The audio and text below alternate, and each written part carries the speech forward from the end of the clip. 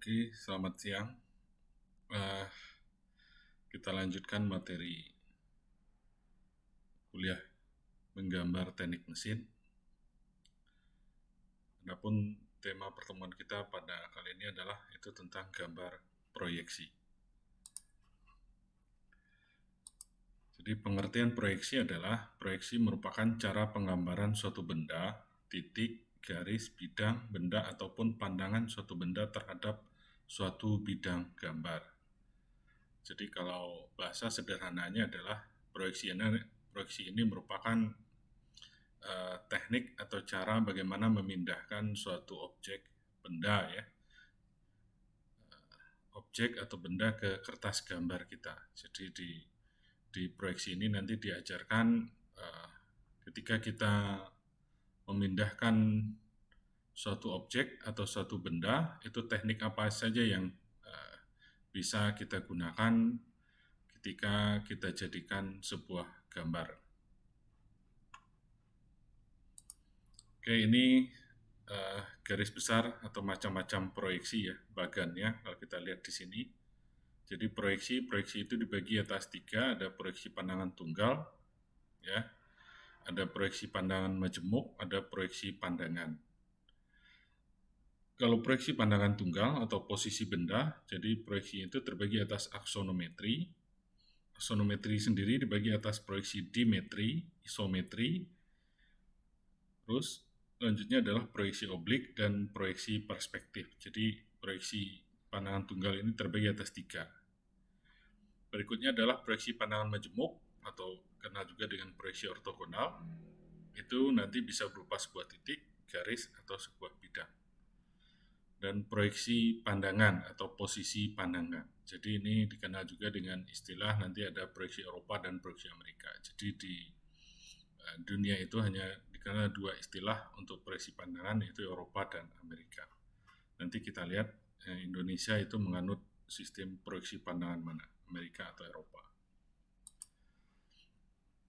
Jadi macam-macam proyeksi secara umum. Jadi kalau kita klasifikasikan secara umum, sebenarnya proyeksi itu terbagi atas 2 teknik, artinya 2 cara saja. Jadi ketika ini misalkan sebuah balok, saya memindahkan ke kertas gambar saya, nanti caranya itu ada 2. Jadi ada proyeksi tegak, ada proyeksi miring istilahnya. Jadi kalau proyeksi miring, jadi di sini hanya muncul 1 gambar saja. Jadi kita bisa melihat 3 sisi benda sekaligus. Jadi misalkan sisi samping, depan, samping, atas, gitu ya. Samping, depan, dan atas. Jadi dalam 1 gambar kita bisa menampilkan 3 sisi dari benda. Kalau proyeksi tegak itu hanya 1 sisi saja. Jadi tergantung nanti dari sisi mana kita melihat objek atau benda tersebut. Jadi yang muncul itu hanya 1 sisi saja. Jadi kita lihat ini pengertiannya ya. Pertama adalah gambar pandangan tunggal. Jadi gambar proyeksi membentuk sudut miring, ini tidak sama dengan 90 derajat terhadap bidang proyeksi. Gambar pandangan tunggal karena dalam proyeksi ini ketiga dimensi benda akan terlihat. Jadi ketiga dimensi benda ya.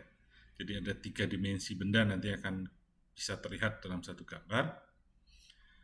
Dilihat sehingga untuk menggambarkan satu bendanya secara utuh cukup menggunakan 1 gambar proyeksi saja. Jadi dengan 1 gambar proyeksi saja nanti orang akan tahu produk atau gambar apa yang kita kerjakan atau kita buat. Berikutnya adalah proyeksi pandangan majemuk.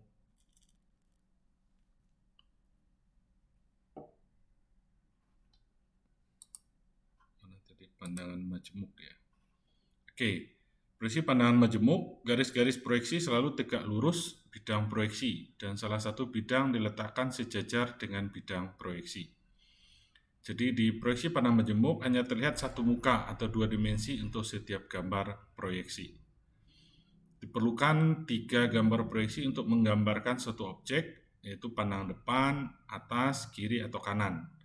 Proyeksi pandangan majemuk disebut juga proyeksi ortogonal. Jadi di proyeksi pandangan majemuk beda dengan proyeksi pandangan tunggal tadi ya. Jadi proyeksi pandangan majemuk kita membutuhkan 3 gambar proyeksi supaya nanti orang paham ya, atau orang mengerti objek apa yang akan kita gambar. Itu dinamakan proyeksi pandangan majemuk.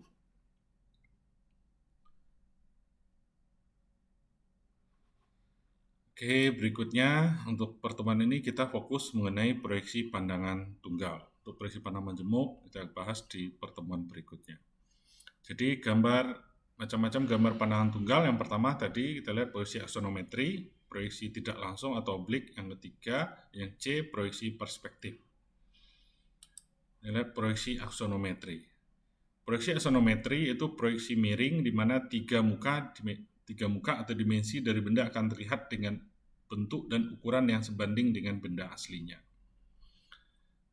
Jadi proyeksi aksonometri terbagi dua, dimetri dan proyeksi isometri. Lihat perbedaan masing-masingnya. Kita lihat proyeksi dimetri. Jadi dalam menggambar bidang proyeksi ini ya, gambar pandangan tunggal, kita butuh 3 sumbu ya. Kenapa 3 sumbu? Ini nanti mewakili 3 sisi ya, 3 sisi muka dari gambar tersebut. Makanya ini butuh 3 sumbu simetri. Jadi sini X, Y, dan Z ini nanti mewakili masing-masing sisi mukanya. Jadi dalam menggambar dimetri, sisi X-nya nanti sudutnya membentuk 10 derajat, sumbu Y-nya membentuk 40 derajat. Sedangkan sisi Z itu sisi vertikalnya. Proyeksi dimetri nanti terjadi yang namanya skala perpendekan. Jadi ada set rasionya ya, perbandingan sisinya. Nanti X, Y, Z. Kita lihat.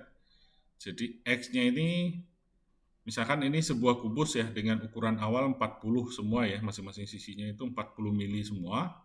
Ketika kita menggambar menggunakan proyeksi dimetri, ini akan terjadi skala perpendekan. Jadi 1 banding 0,5 banding 1. Jadi yang terjadi skala perpendekan itu adalah pada sisi Y-nya, pada sumbu Y-nya. Jadi itu nilainya setengahnya atau 0,5 dari ukuran sebenarnya. Tapi ketika kita mencantumkan dimensi ini tetap ya.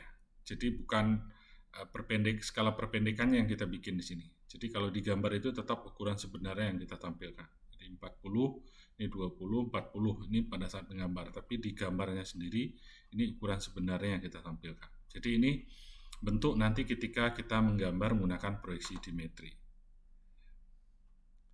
Bagaimana dengan proyeksi isometri? Isometri ini sumbu simetrinya X, Y, Z-nya, jadi sumbu X dan sumbu Y itu sama-sama membentuk sudut 30 derajat. Sumbu Z vertikal sama ya, vertikal. Yang membedakannya di sininya, sumbu X dan Y.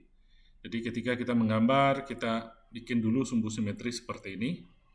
Jadi ini kenapa sumbu proyeksi isometri ini sering digunakan di menggambar teknik mesin, umumnya menggunakan proyeksi isometri karena set rasionya 1 banding 1 ya. Jadi ukuran objek sama dengan ukuran yang digambar. Jadi skalanya itu sama.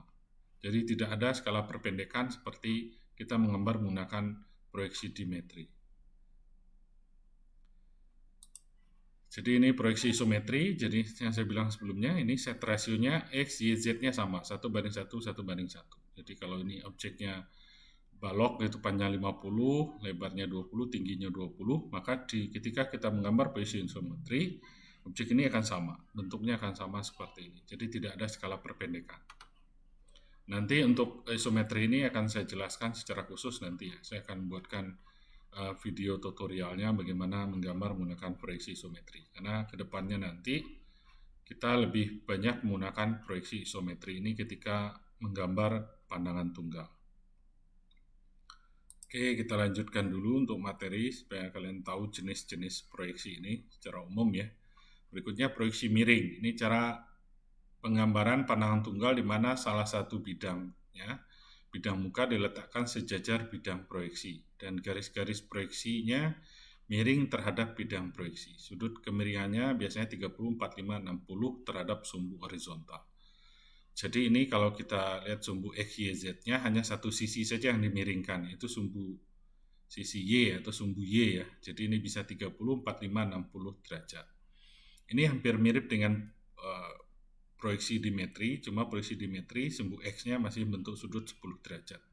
Cuma dari segi set rasionya, perbandingan sisinya itu sama. Jadi X itu ukuran sebenarnya, Y itu jadi skala perpendekan 0,5 dan Z-nya tetap ukuran sebenarnya. Jadi sudut 30, 45, 60 ini sama. Jadi set rasionya tetap sama. Jadi kalau kalian gambar menggunakan 30 ya tetap set rasionya menjadi 0,5 juga. Jadi kayak kubus tadi ininya 40, tingginya 40, ini kita gambar 20 mili ya. Baik sudut 30, 45 maupun 60 derajat. Jadi set rasionya ini sama. Ini proyeksi miring. Berikutnya proyeksi perspektif. Jadi proyeksi perspektif itu cara penggambaran pandangan tunggal di mana dalam menggambarkan gambar proyeksinya garis-garis sejajar dalam satu atau dua dimensinya bertemu pada satu titik yang disebut titik hilang atau dikenal juga ini dengan sebutan proyeksi perspektif ini adalah proyeksi titik hilang. Pada proyeksi ini tidak ada satupun garis yang ukurannya tetap tepat seperti ukuran bendanya. Jadi ini juga yang membedakannya dengan proyeksi jenis proyeksi yang lain. Jadi pada proyeksi perspektif tidak ada ukuran objek itu yang sama dengan ukuran aslinya. Jadi kalau tadi kubus itu 40-40, jadi tidak ada ukuran itu yang sama dengan ukuran aslinya. Dalam gambar teknik, proyeksi perspektif jarang digunakan. Jadi ini biasanya teknik ini orang-orang arsitek yang sering gunakan. Ya. Jadi ini bentuk proyeksi perspektif ya. Bentuknya secara umum, jadi tiba-tiba muncul gitu ya. Tiba-tiba muncul, ini gambar aslinya.